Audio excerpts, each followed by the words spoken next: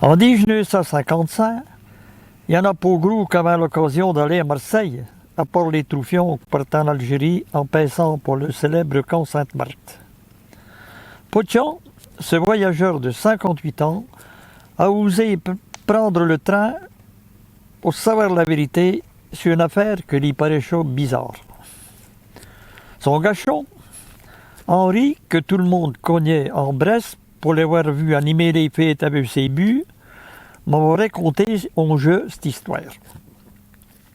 Donc, nous Trito, qui a la mémoire vive de Saint-Truche, m'a confié tous les documents précieusement conservés pour que je raconte cette drôle d'aventure. On est donc en 1955, précisément le 27 du mois de mai, quand le père Émile va en avache à un gros marchand de bestiaux de la région. On est en plein travaux. Les pommes d'or à pleutrer à sécher, le Saint-Foin-Roche de bain tout bon fourné. Le tas s'y prête. À peu d'Ogachon à la ferme dessus matin, Pierre, 28 ans, à Henri, 25, on est tranquille. La vache est embarquée, les 75 000 francs vont servir à régler du tronc-note d'engrais. Quand le nœud de juin, à 10h moins 10, le pochou de dépêche entre dans la côte, il est pour épocher une mauvaise Noël.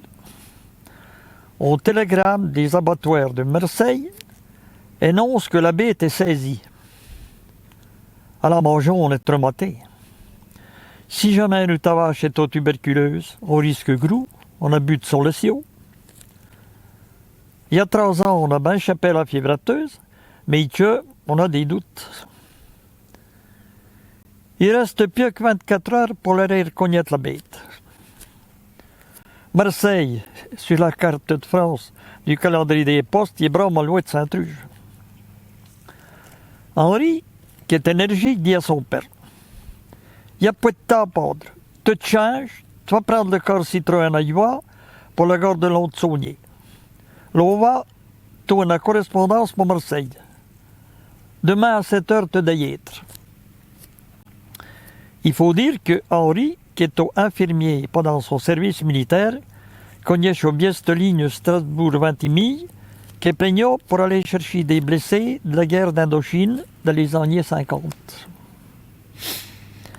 Émile donc m'a prévu, mais dans cette grande ville, il faut les trouver, les abattoirs.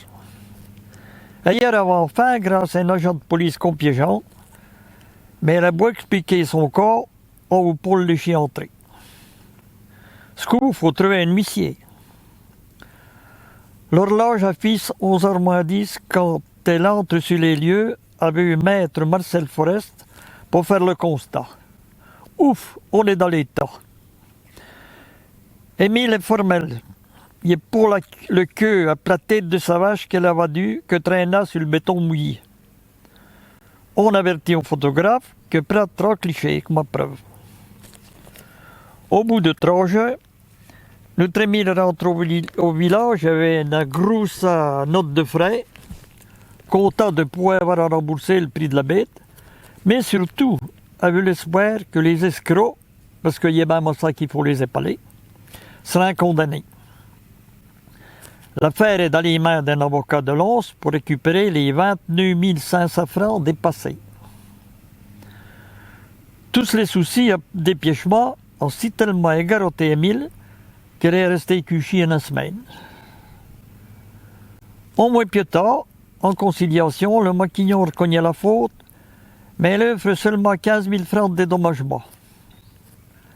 Après plusieurs jugements, ce dossier défendu pour maître Bresse de Lons a été définitivement réglé le 26 septembre 1956, quand le maquignon a été condamné à payer la somme de 29 560 francs à Émile. Mais on remarquera qu'au pénal, elle n'a pas été inquiétée. Il est une erreur humaine. On a appris plus tard que des autres éleveurs s'en fait prendre au piège. Mais Émile a eu le courage et l'audace de se défendre. Moi, dis maintenant, il faut le faire.